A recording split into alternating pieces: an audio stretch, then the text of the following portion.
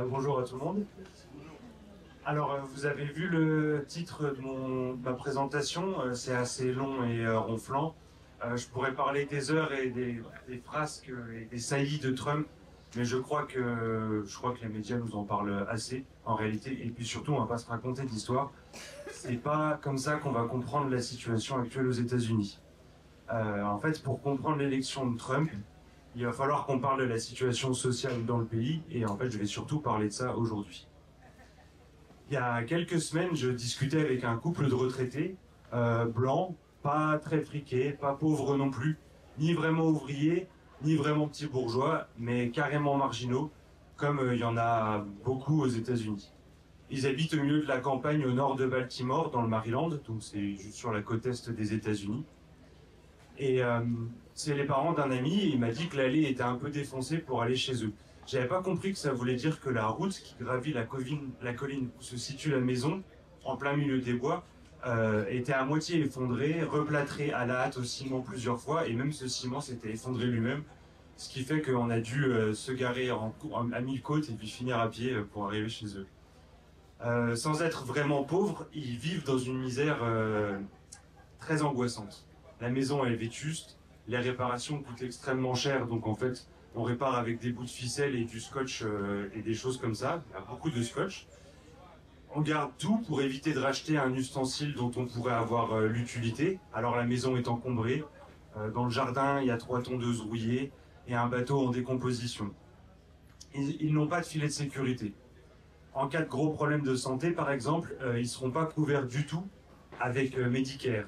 Et donc Medicare, c'est l'assurance maladie publique pour les plus de 65 ans. Et en fait, même pour ce qui est couvert, il y a toujours non seulement une franchise, mais ce qu'ils appellent des copays, donc des copaiements. Donc, si vous êtes couvert, il faut quand même payer. C'est un sujet de conversation très fréquent chez, en réalité, toute la population. Et l'épargne qu'ils ont, elle peut être absorbée en fait en un instant sur un problème dentaire ou une prothèse, ça n'est pas couvert du tout. Évidemment, le prix de la tranquillité, c'est-à-dire d'une bonne assurance maladie, est beaucoup trop élevé pour eux. Une bonne assurance, elle coûte facilement 300 $ par mois, et en fait, je suis gentil, ça peut aller beaucoup plus que ça. Donc cette situation, elle génère une angoisse constante face à l'avenir. Elle occupe toutes les pensées. Elle pousse à chercher et à trouver des solutions avec toute la détresse que l'on a, car c'est une question de vie ou de mort. Si je vous parle de ces deux retraités-là, c'est qu'ils ont voté Trump en 2016 et en 2020, et qu'ils le défendent bec et ongle, encore et toujours. Et ça n'avait pas beaucoup d'intérêt d'attaquer Trump face à eux, parce que de toute façon, ça n'allait pas les faire changer d'avis. Mais surtout, c'est des gens qui sont très raisonnables. Voilà, très raisonnables. Évidemment, ils disaient des horreurs sur les migrants, mais en réalité, ce qu'ils disaient surtout, c'est qu'on vit dans un monde extrêmement dur, qui n'a pas de place pour les pauvres. Alors il faut se battre pour les quelques places qui restent. Et il faut se battre avec tout ce qu'on a. Ils étaient parfaitement conscients des difficultés du pays, puisqu'ils les vivent, que les prix très élevés, ils les payent aussi. Je vous ai parlé du scotch, hein, voilà. Et ils savent aussi que la région de Baltimore, donc où ils habitent, est une région sinistrée parce que les entreprises ont fermé leurs usines depuis les années 70 et laissé sur le carreau des dizaines et des dizaines de milliers d'ouvriers, allant même pour la plus grosse entreprise qui était une aciérie, 30 000 ouvriers. Ils en ont licencié les 3 quarts, puis le quart restant, et puis ensuite dans les années 2000, ils ont décidé de supprimer les pensions des retraités de l'usine. Donc ça, c'est autorisé. Votre pension dépend de l'usine ou de l'entreprise dans laquelle vous travaillez. Et là, pour rendre l'entreprise plus rentable, on a juste supprimé les pensions, et donc on a eu des dizaines de milliers d'ouvriers retraités sans retraite du tout. Donc ça, ces retraités-là, ils le savaient parfaitement, ils connaissent la situation. Sauf qu'on ne peut pas toucher aux grandes entreprises, on ne peut pas les combattre. Elles dominent, c'est comme ça, il faut s'habituer au monde dans lequel on vit. Et il faut s'en sortir autrement. Alors ça, c'était juste un exemple, on va dire, personnel. Mais des gens dans cette situation, il y en a des dizaines de millions. Des dizaines de millions. Les statistiques officielles, elles parlent de 35 à 40 millions de pauvres. Qu'est-ce que ça veut dire? ça veut dire ne pouvant pas assurer l'habit, la nourriture et le logement de façon à maintenir une santé correcte. Santé correcte, c'est le niveau et les standards sont pas très élevés. Pour vous donner un exemple, un couple avec 2 enfants, dont les 2 parents travaillent mais touchent le salaire minimum fédéral, c'est-à-dire 7,75 $ de l'heure, c'est un peu plus de 7 euros. S'ils travaillent à temps plein, disons 40 heures par semaine, ça peut être plus, ça fait pour chacun 1240 € par mois, en brut. Un peu plus de 1000 €. Sauf que dans la réalité, de plus en plus de travailleurs travaillent à temps partiel, cumulent 2, 3, 4 emplois pour joindre les deux bouts. Ça fait d'eux des pauvres, d'après la définition officielle du Bureau de recensement américain. Ensuite, il y a aussi tous ceux qui n'ont pas de travail officiel. Soit qui travaillent au noir, soit qu'ils aient monté un petit business pas vraiment déclaré. Par exemple, à côté de Uber Eats, qui est déjà quelque chose d'un peu socialement reconnu, vous avez des voitures avec des pancartes marquées au marqueur qui racontent qu'ils font taxi, livraison de nourriture, etc. Il suffit d'appeler le numéro qui est sur la voiture. Il y a aussi dans les ghettos noirs de Baltimore, les jours de match, on voit les trottoirs se couvrir de tables où les habitants vendent des sodas, des snacks, parfois de la viande grillée au barbecue. Et ça, c'est dans les bonnes rues, c'est-à-dire celles où il n'y a pas trop de maisons condamnées, où elles ont encore des fenêtres et un toit, et où les trottoirs sont plutôt corrects. Dans les autres rues, on croirait parfois qu'il y a eu une guerre, tant les maisons sont délabrées, les trottoirs défoncés et les routes aussi. Ça, c'est la situation dans la ville historique d'un des États les plus riches des États-Unis. Et c'est le tiers-monde. Alors, je vais revenir un peu sur la santé aussi. Parce que vous savez, la définition des pauvres, c'est, pour le Bureau des recensements américains, c'est ne pouvant maintenir une santé correcte. Il y a beaucoup de travailleurs qui renoncent à se faire soigner. Si on prend le bus, les gens qui prennent le bus, c'est les gens qui n'ont pas d'argent, parce qu'ils n'ont pas de voiture.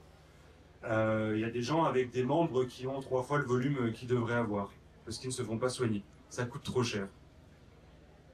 L'espérance de vie, elle recule depuis plusieurs années maintenant, vous le savez peut-être. Et ça, c'est dû, entre autres, aux overdoses par opiacés qui se multiplient. Mais c'est aussi au fait que les gens se soignent de moins en moins.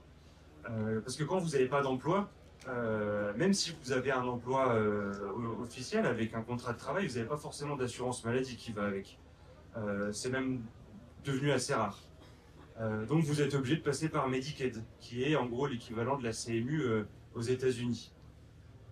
Elle est tellement compliquée qu'un quart des personnes qui y ont droit n'y ont pas recours. Parce qu'il y a trop de démarches, trop d'attentes. Et par exemple, si vous perdez votre emploi et que vous perdez l'assurance maladie qui va avec et que vous passez à Medicaid, il y a beaucoup de chances pour que vous n'ayez plus accès à votre médecin. Parce qu'il refusera de prendre en charge Medicaid, parce que pour eux aussi c'est compliqué, donc vous allez trouver quelqu'un d'autre. Et si je vous raconte tout ça, c'est parce que la réélection de Trump, elle nous oblige à nous demander ce qui se passe aux États-Unis. Et ce qui lui donne son importance, ce n'est ni sa personnalité, ni son style de gouvernement, ni ses grossièretés. C'est le fait qu'il donne une réponse à une partie importante de la population de la première puissance mondiale, et c'est une réponse populiste. Entre 2016 et 2024, il a gagné 11 millions de voix, notamment parmi les ouvriers et les ouvriers noirs, qui sont historiquement la fraction la plus consciente et la plus combative de la classe ouvrière. Alors il est loin d'avoir la majorité parmi les ouvriers noirs. Ceci dit, il y a une augmentation qui est notable. Alors évidemment, Trump, lui, il représente la bourgeoisie, il gouverne dans son intérêt, mais pourtant, c'est quand même par une partie de la population qu'il a été choisi, et de la population pauvre. C'est ça qu'on va essayer de comprendre. Et vous savez, c'est un phénomène un peu de la même manière qu'en 2016, l'année où Trump avait été élu pour la première fois, il y avait eu le Brexit. C'est pas quelque chose que la bourgeoisie britannique voulait, ça les a plutôt embêtés, pourtant ça arrivait quand même. Des accidents comme ça arrive. Trump, c'est un démagogue, il raconte à la population ce qu'elle veut entendre, donc si on veut comprendre comment lui a été élu, c'est dans la tête de la population qu'il faut regarder. J'ai décrit la pauvreté dans laquelle vivent des dizaines de millions d'Américains. Il y aurait évidemment beaucoup plus de choses à dire. Mais c'est assez pour réaliser qu'ils connaissent une pauvreté que on mesure mal ici, en France, où la pauvreté est, mine de rien, relativement jugulée par les interventions de l'État, entre autres, mais pas que. En face de cette misère noire, il y a aussi les profits qui explosent, les fortunes qui se bâtissent, les multimilliardaires qui étalent sans vergogne leur richesse. Et on comprend facilement la colère des petites gens face à ces riches extrêmement grossiers. On comprend par exemple que un Luigi Mangione, qui est le jeune homme qui a tué par balle le PDG du plus gros assureur privé du pays, soit devenu presque une star nationale. La haine des assureurs est telle qu'il a fait figure de justicier. Et donc il y a des mugs à son nom, etc., des choses comme ça. Vous comprenez bien que si vous devez payer 500 $ par mois pour avoir une assurance, vous avez une vraie dent contre le système d'assurance. Ceci dit, il y a plus que ça. Entre les ultra riches et les pauvres, il y a aussi une grosse masse de petits bourgeois qui ont vraiment de l'argent. Un exemple, c'est une petite cadre de la NSA, donc l'Agence de sécurité nationale, qui organise des stages de rentrée pour les nouveaux embauchés. Un petit stage d'une semaine pour expliquer l'histoire de l'agence. Elle gagne déjà 7 500 $ par mois, environ 6 500 €. Et les cadres moyens des agences fédérales, mais aussi des grosses entreprises, ils gagnent facilement le double. Facilement. Donc dans ces conditions, vous imaginez bien que s'ils doivent tondre leur pelouse ou faire le grand ménage chez eux, ils embaucheront des latinos qui feront le boulot pour quelques centaines de dollars, ce qui est pour eux une bagatelle. Socialement, ils sont dans une position d'exploiteur vis-à-vis de ces travailleurs. C'est pas la grande exploitation capitaliste, mais c'est une version moderne, pour ainsi dire ubérisée, des domestiques de l'ancien temps. Ça marque une vraie faille, une vraie rupture. Et cette petite bourgeoisie, c'est la base électorale des démocrates. C'est leurs préoccupations qui sont la toile de fond du discours démocrate. Alors les problèmes sociaux n'en font pas partie. De telle sorte qu'un Bernie Sanders, qui est pourtant pas beaucoup plus radical que François Hollande, il peut passer pour un rouge simplement avec quelques phrases sur les ouvriers et les bas salaires. Parce que, pour le reste, ils n'en parlent absolument pas. Ils se veulent progressistes parce que ils se battent, ils parlent d'inclusivité, d'identité de genre, mais ils ne parlent surtout jamais de la pauvreté, du chômage et des moyens de le combattre. Alors dans une situation qui se dégrade, ça les rend inaudibles pour la population. Harris, par exemple, dans la campagne, elle disait que Biden avait jugulé l'inflation. Ça, c'est pas entendable. Depuis 2020, l'inflation, elle est considérablement plus élevée qu'en France. Et de moins en moins de gens peuvent se payer de la viande. Vous avez vu plus récemment même que le prix des œufs a monté énormément. L'inflation n'est pas terminée. Il faut imaginer que les prix de la viande et des fruits et légumes, c'est environ 2 fois plus qu'en France. Et on a vu que les salaires, ils sont pas plus élevés. Alors la population pauvre, elle se détourne des démocrates. Et aux élections de l'année passée, c'est surtout ça qui s'est produit. Les démocrates ont perdu des millions de voix. Le sentiment populiste, il se développe quand la situation des masses populaires se dégrade considérablement sans qu'elles voient d'issue à la situation. Or, aux États-Unis, et en fait dans le monde en général, la population travailleuse n'a aucune organisation qui la représente et lui propose de combattre pour ses propres intérêts. Dans ces conditions, un Trump, avec quelques phrases sur les élites, quelques coups de com', comme conduire un camion poubelle ou livrer des frites à McDo, il peut apparaître comme un candidat anti-système contre les élites, qui sont jamais clairement identifiées, et du côté de la population. Quand il fait ça, il répond au sentiment de haine sociale, de haine de classe, de la population contre ces mêmes élites. Mais s'il y a ce sentiment de haine, il n'est absolument pas clairement défini ni organisé. Et les élites, ça peut être aussi bien les journalistes, les politiciens, les footballeurs. Je parle des footballeurs américains, vous savez, ils sont très très bien payés. Mais certainement pas en réalité la bourgeoisie elle-même en tant que classe. On est très très loin de ça. Et je crois que le fait que les élections aient fait gagner 2 milliardaires, Musk et Trump, le montrent assez bien. Alors oui, la classe ouvrière américaine, elle est à un très bas niveau politique. Mais je vous dirais, et alors? On n'a jamais défendu que la classe ouvrière allait se politiser toute seule sans rien faire. Sinon, ça servirait à rien de militer ou de faire de la politique.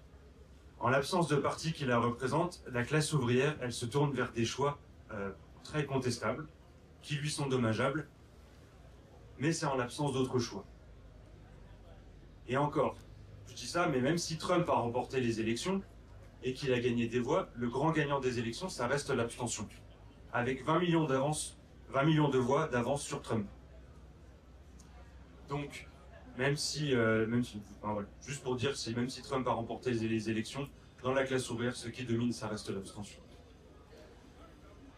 On ne va pas non plus déplorer que la classe ouvrière n'ait pas recréé d'elle-même un parti communiste. Surtout aux États-Unis, où le mouvement ouvrier n'a jamais atteint un niveau politique, disons, comparable à l'Europe, sauf pendant quelques brèves périodes de très grands mouvements.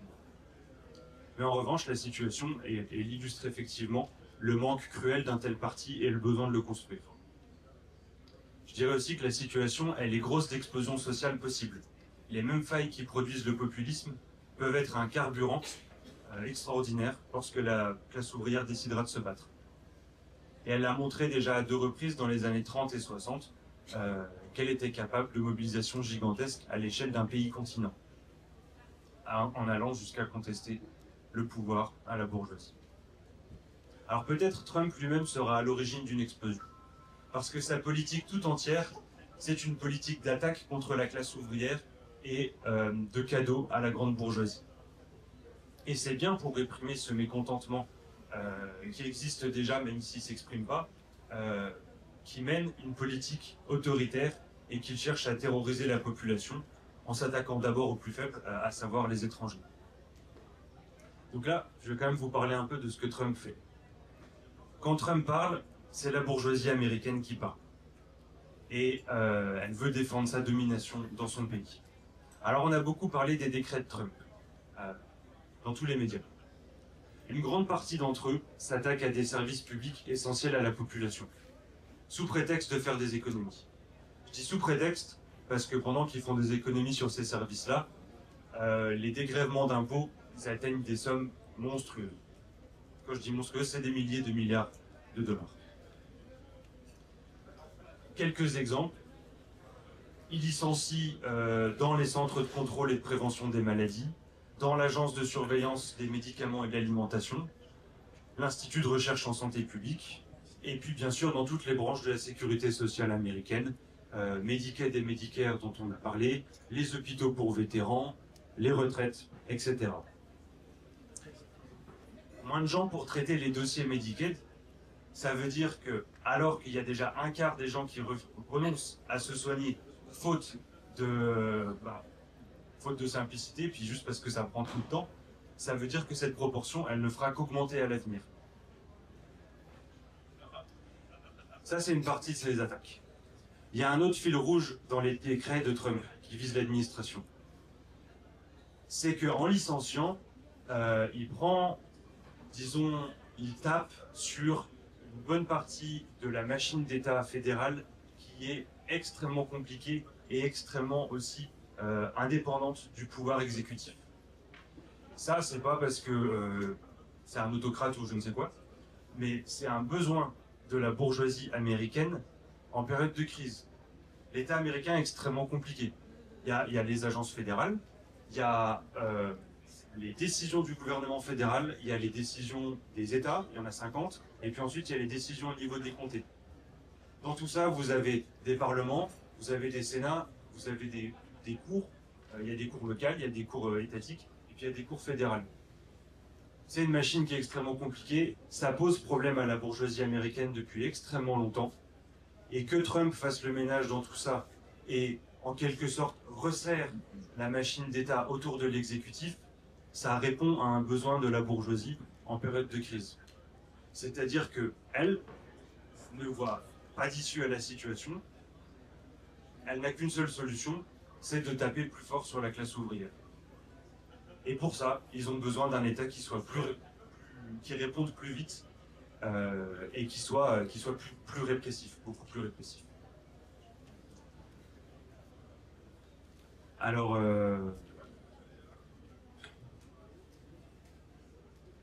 voilà, ça fait penser, on pourrait dire, à ce que Trotsky disait des années 30 et de l'Amérique, à savoir que face à une crise qu'elle ne pouvait résoudre, elle cherche le salut dans un gouvernement autoritaire et même pas forcément juste parce qu'elle était menacée par la classe ouvrière. Ce qui la menace avant tout, la bourgeoisie à l'heure actuelle, c'est elle-même, c'est son propre système, et c'est face à ça qu'elle cherche des réponses aussi. Voilà, je vais m'en arrêter là.